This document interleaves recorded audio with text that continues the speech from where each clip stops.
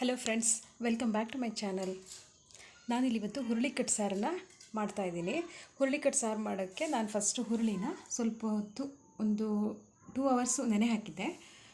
ಆನಂತರ ಅದನ್ನು ಚೆನ್ನಾಗಿ ಬೇಯಿಸ್ಕೊಂಡಿದ್ದೀನಿ.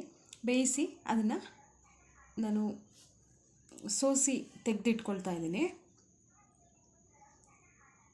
ಈ ಬೇಯಿಸಿಟ್ಟಂಥ ಹುರುಳಿ ಹಾಗೆ ಬೇಯಿಸಿದ ನೀರಿರುತ್ತಲ್ಲ, ಅದು ನಮಗೆ ನಾವು ಜಾಸ್ತಿ ಹುರುಳಿನ ಈಗ ಬೇಯಿಸ್ಲಿಕ್ಕೆ ಹೋಗೋದಿಲ್ಲ. ಸ್ವಲ್ಪ ಮಾಡೋದ್ರಿಂದ ಅದು ನನಗೆ ಜಾಸ್ತಿ ದಪ್ಪ ಬರೋದಿಲ್ಲ ಸಾಂಬಾರು ಅಂತ ಅನ್ನಿಸ್ತು. ಹಾಗಾಗಿ ಈ ಬೇಯಿಸಿಟ್ಟು ಹುರುಳಿನ ಸ್ವಲ್ಪ ತೆಕ್ಕೊಂಡು ಅದನ್ನು ಸ್ವಲ್ಪ ಗ್ರೈಂಡ್ ಮಾಡಿ ಆನಂತರ ನಾವು ಅದನ್ನು ಒಟ್ಟಿಗೆ ಹಾಕ್ಕೊಂಡು ಕುದಿಸ್ಬೋದು.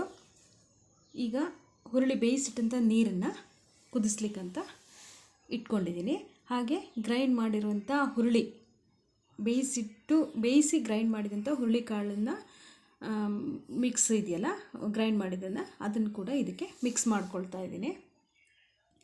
ಅದು ಸ್ವಲ್ಪ ದಪ್ಪ ಅನಿಸುತ್ತೆ. ಅದಕ್ಕೆ ಸ್ವಲ್ಪ ನಾವು ನಮಗೆ ಎಷ್ಟು ಬೇಕೋ, ಅದು ಸಾಂಬಾರಿನ ಕನ್ಸಿಸ್ಟೆನ್ಸಿ ಎಷ್ಟು ಬೇಕೋ ಅದನ್ನು ನೋಡಿಕೊಂಡು ನೀರನ್ನು ನಾವು ಮಿಕ್ಸ್ ಮಾಡ್ಕೊಳ್ಬೋದು.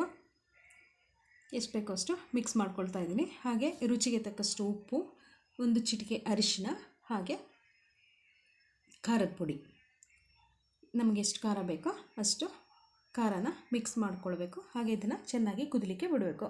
ಕುದ್ದ ನಂತರ ಇದಕ್ಕೆ ನಾನು ಹುರುಳಿ ಒಂದು ಸ್ವಲ್ಪ ಇಂಗನ್ನು ಮಿಕ್ಸ್ ಮಾಡ್ಕೊಳ್ತಿದ್ದೀನಿ, ಒಂದು ಚಿಟಿಕೆ ಇಂಗು. ಹಾಗೆ ಆನಂತರ ಚೆನ್ನಾಗಿ ಕುದಿ ಬಂದ ನಂತರ ಅದಕ್ಕೆ ಸಾಸಿವೆ, ಕರಿಬೇವು ಹಾಕಿ ಒಗ್ಗರಣೆ ಮಾಡ್ಕೊಳ್ತಾ ಇದ್ದೀನಿ. ಹಾಗೆ ಸ್ವಲ್ಪ ಕೊತ್ತಂಬರಿ ಸೊಪ್ಪನ್ನು ಕೂಡ ಮಿಕ್ಸ್ ಮಾಡ್ಕೊಳ್ತಾ ಇದ್ದೀನಿ. ಕೊತ್ತಂಬರಿ ಸೊಪ್ಪು ನಿಮಗೆ ಬೇಕಾದರೆ ಮಿಕ್ಸ್ ಮಾಡ್ಕೊಳ್ಬೋದು, ಇಲ್ಲಾಂದರೆ ಅದನ್ನು ಸ್ಕಿಪ್ ಮಾಡ್ಕೋಬೋದು. ಈಗ ಚೆನ್ನಾಗಿ ಕುದಿ ಬಂದಿದೆ.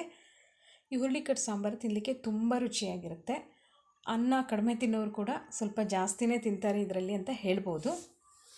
ಫ್ರೆಂಡ್ಸ್, ಈ ವಿಡಿಯೋ ನಿಮಗೆ ಇಷ್ಟ ಆಗಿರ್ಬೋದು ಅಂದ್ಕೊಳ್ತೀನಿ. ಇಷ್ಟ ಆಗಿದ್ದರೆ ಪ್ಲೀಸ್ ಒಂದು ಲೈಕ್ ಕೊಡಿ. ಹಾಗೆ ನನ್ನ ಚಾನಲ್ನ ಸಬ್ಸ್ಕ್ರೈಬ್ ಮಾಡ್ಕೊಳ್ಳೋದು ಯಾರು ನೋಡ್ತಾ ಇದ್ದರೆ ದಯವಿಟ್ಟು ಸಬ್ಸ್ಕ್ರೈಬ್ ಮಾಡ್ಕೊಂಡು ನೋಡಿ. ಈಗ ಬಿಸಿ ಬಿಸಿಯಾದ ಹುರುಳಿ ಸಾಂಬಾರು, ಹುರುಳಿಕಟ್ಟು ಅಂತಲೂ ಹೇಳ್ತೀವಿ, ಅದು ರೆಡಿಯಾಗಿದೆ.